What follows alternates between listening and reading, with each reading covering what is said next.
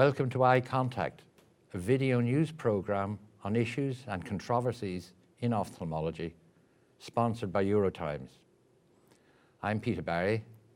We're here at the 33rd Congress of the ESCRS in Barcelona. Now, late IOL dislocation is now a major concern following cataract surgery, and there's clear evidence that the problem is increasing. Today, we will be discussing this issue with Professor David Spalton from St. Thomas's Hospital in London, where the first intraocular lens was implanted by Harold Ridley some 70 years ago. David, Ulf Stenevie, talking in the same session of you, will claim that it is a new epidemic. That's a strong word. What do we know about the incidence? And in your experience, is it increasing? Well, Peter, I think it's an interesting, quite a difficult thing, really. Undoubtedly, as far as Sweden is concerned, it is increasing. They've got very good figures. The problem is that nowhere else really has the same sort of data as they have. We know that in northern Spain, where apparently they have a very high incidence of pseudolens exfoliation, there's also an increase. But the data elsewhere is rather anecdotal, and it's difficult to really know from the literature because no one has quite the same database as the Swedes do for it. Certainly in countries where there seems to be a high incidence of pseudolens exfoliation, it is increasing. I see a lot of patients in the UK. I'm not so sure that it's increasing as much as we see in Sweden. All right, but in Sweden, because of their high incidence of pseudoexfoliation, that seems to be the single major factor identified in the German and Liliana Werner's presentation at the same symposium. Undiagnosed pseudoexfoliation in the post-mortem studies was highly relevant. But are there other risk factors in your experience? Well, I think that pseudolens exfoliation is by far the biggest one. In Sweden and northern Spain, it accounts for about 2/3 of the cases.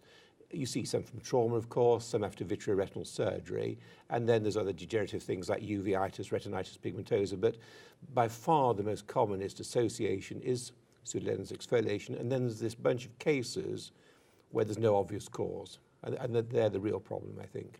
Well, Ulf Stenevie, in an article in the JCRS in July of this year, he indicated that longer duration of pseudophakia, i.e. operating on younger patients, and longer phaco time at the time of the surgery put patients at an increased risk. Do you agree with that?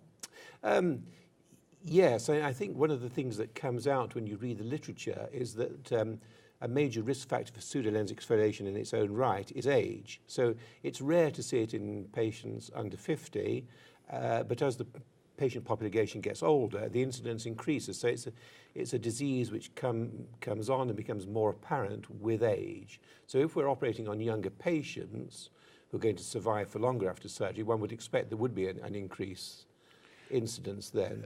But I'm really asking you about patients who don't have pseudoexfoliation. Are we more likely to have an increasing epidemic, to use Ulf's word, if we are progressively operating on patients who are younger? I'm not talking about pseudoexfoliation patients, I'm just talking about younger patients in general, and the duration after their cataract surgery. They're going to live longer. I think that's a reasonable assumption that we will see more patients with late dislocation. Have you any suggestions for the surgeon, per-operatively, how he might reduce this risk? Well, once again, I think it's interesting, and the data just isn't there. People talk about contraction of the anterior capsule, capsular phimosis, increased phaco time, increased manipulation because these patients tend to be difficult. They've got small pupils and that sort of thing.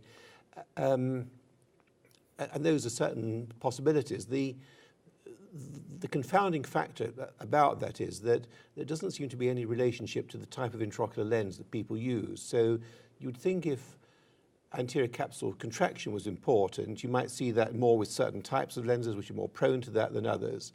And that doesn't seem to be a factor that we're really coming across. It seems to be relatively independent of lens material. And with the enthusiasm for femto, laser-assisted cataract surgery, Does it offer the potential opportunity to do a more perfect operation and thus reduce the risk, or is that pie in the sky? I think that's anybody's guess, really, at the moment.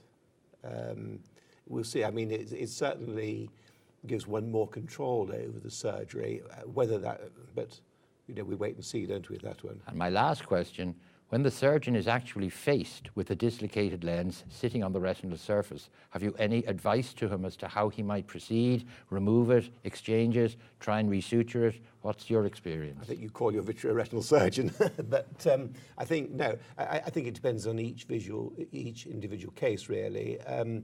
Certainly, if there's an endocapsular ring being put in at the time of surgery, that doesn't stop late dislocation, but it does make it easier to manage it because you can pick up the capsular bag and suture it. Otherwise, you've got the options of intrascleral haptic fixation, exchanging the lens, iris clip lenses, and that sort of thing. I think we just don't know at the moment. There's a lot of options there. Very much depends on the individual case and the individual surgeon's experience, I think, really. And as you say yourself, the type of lens and whether it's in the bag, out the bag, a ring present or whatever. Single piece, 3 piece, that sort of thing is really going to be fairly crucial to that. Well, David, thank you for joining us. For more information on this and related topics, please visit us at eurotimes.org.